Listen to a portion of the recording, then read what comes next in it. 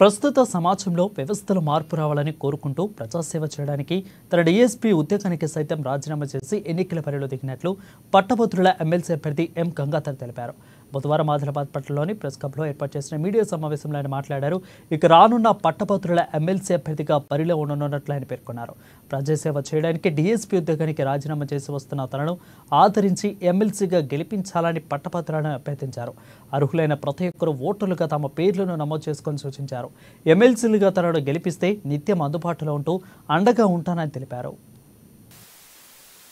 మదనం గంగాధర్, నేను ఆర్మూరు పట్టణం నిజామాబాద్ జిల్లా వాసిని. రానున్న కరీంనగర్, మెదక్, నిజామాబాద్, ఆదిలాబాద్ ఎమ్మెల్సీ పట్టభద్రుల నియోజకవర్గం నుంచి పోటీకి సన్నద్ధమయ్యాను.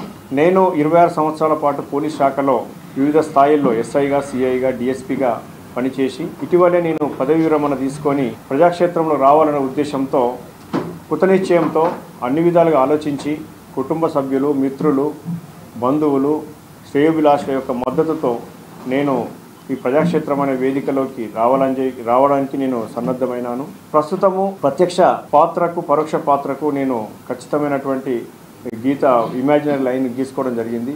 పరోక్షంగా మనం ఏం చేయలేము. ఏ ఉద్యోగంలో ఉన్నా కొన్ని శాఖల్లో పరిమితమైనటువంటి స్థాయిలో ఉండి మనము పరిమితమైన విధులు నిర్వహిస్తూ పరోక్షంగా పనిచేయాల్సి వస్తుంది. పూర్తి సమస్యల మీద, ఎన్నో విషయాల మీద అవగాహన కలిగిన వ్యక్తిగా నేను ప్రత్యక్షంగా రాజకీయాల్లోకి వచ్చి సమాజంలో అటు వ్యవస్థలో ఉన్నటువంటి మార్పు, వ్యవస్థలో ఉన్నటువంటి సమాజంలో ఉన్నటువంటి సమస్యల్లో తీర్చడానికి, వ్యవస్థలో సమాజంలో మార్పు రావడానికి నేను కృతనిశ్చయం అయినాను. అందుకు చాలామంది ఆహ్వానించడం కూడా జరిగింది. నా యొక్క ఏదైతే నేను ఎంచుకున్నటువంటి దారి ఉందో దానికి చాలామంది మద్దతు కూడా నాకు లభించింది.